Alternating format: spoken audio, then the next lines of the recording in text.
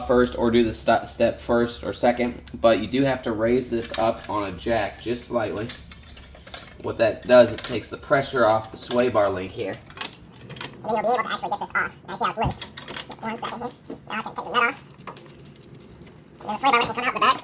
And now your brake hose line is free and you're ready to take off your strut. We have an 18mm wrench here. I have another 18mm wrench, but you can use a socket on the left side. There's a nut on the right side. We're trying to get this control arm loose and off. I prefer to take this out versus detaching it from underneath. This will allow the strut to actually swing and be able to get out easier later.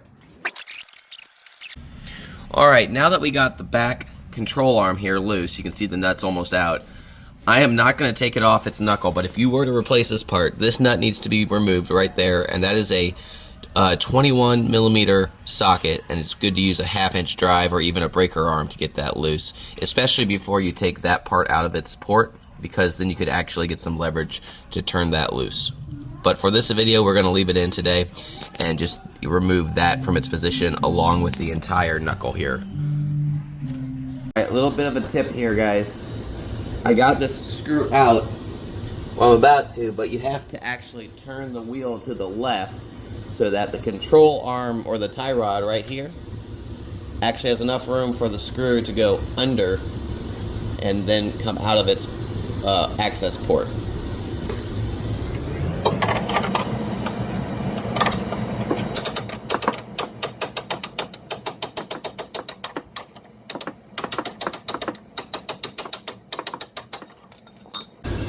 Now we've got it out. This is what the screw looks like. Eventually you'll go right back in there later. Alright guys, so we're going to have to get this nut off right here. I'm going to use a 21mm. I've already cracked it loose, but for your sake, you might have to use a breaker bar, which I'm going to use.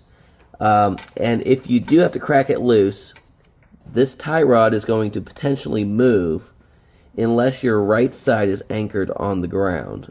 So I have my right side of the car on the ground so that the wheel does not turn this knuckle.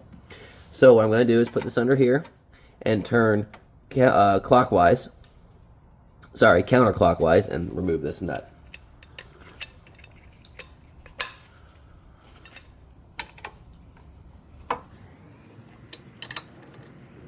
Now once I have it loose, I'm going to use my ratchet wrench to actually speed things up here. This thing is finger tight, and it is loose and good to go.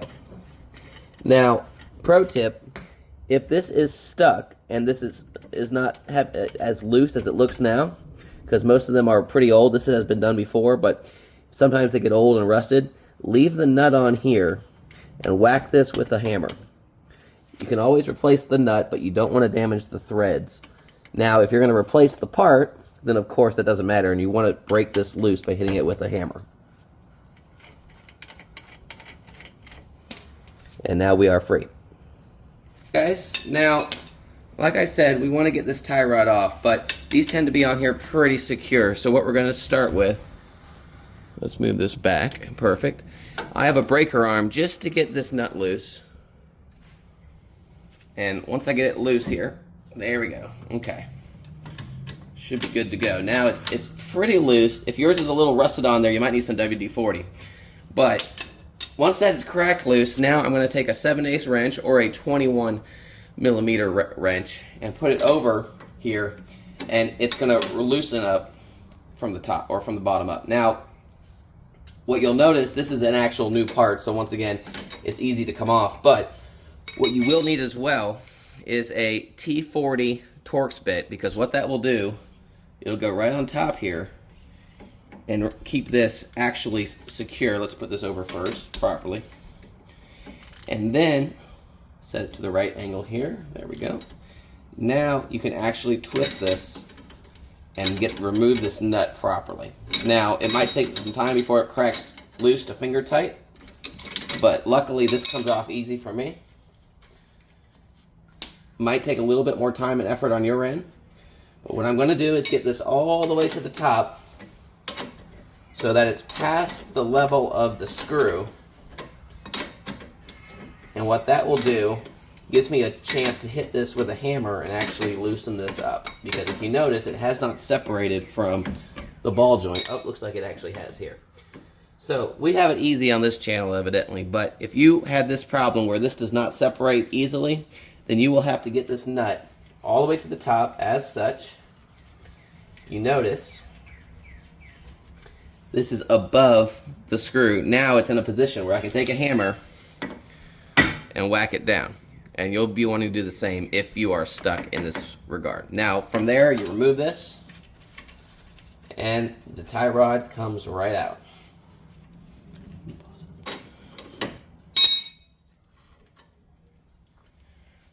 Now that we got the nut off here, oops, here we go.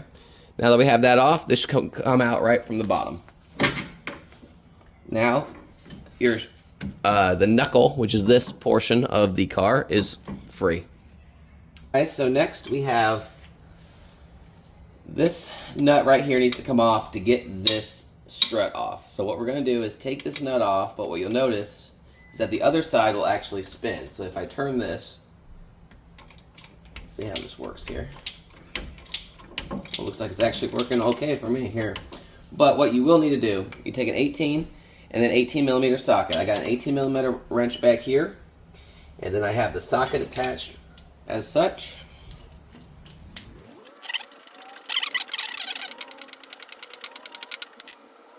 Now. Here it is. Set in the camera.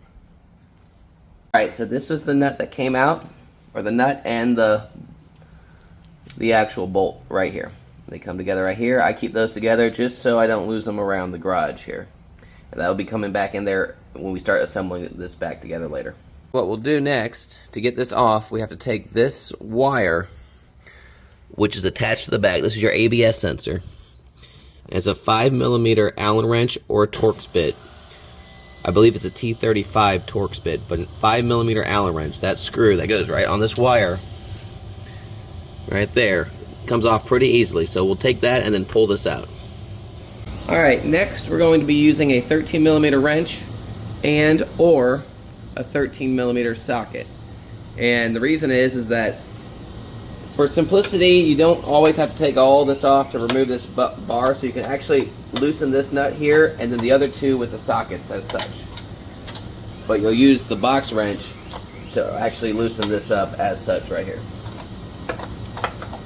Once that's out, I always like to start with this one, get this right to the top, because it won't come off unless it gets all the way to the top and then lowered, and then you remove the rest of it. So I actually use this to let the strut actually hang. Once we remove these two, the entire strut assembly is going to lower, and you'll be able to remove it from the car. The nut in the back is now touching the actual platform because it's been lowered as I've taken the other two support struts or nuts off.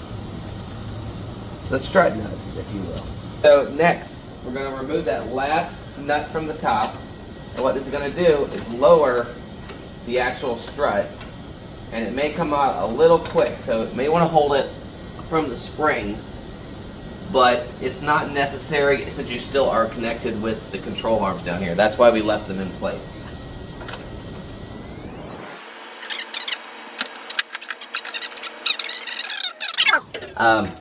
The strut is almost out. We got one more step. Alright, last thing to get the strut out here. Remember, a strut has a spring and a shock combined. We are not going to separate these. This comes out as one unit. But the last thing we need to do, remember we took the screw out here that held this nice and tight. Now, this is still anchored in the knuckle. So what we got to do is take a flathead screwdriver or a wedge, and you put it in this little groove, and that's going to provide enough of a spacer as I hit it with a hammer. It'll loosen it up and allow me to twist this out. I'll put my foot here for support. Let's actually separate a little bit more force here. Okay.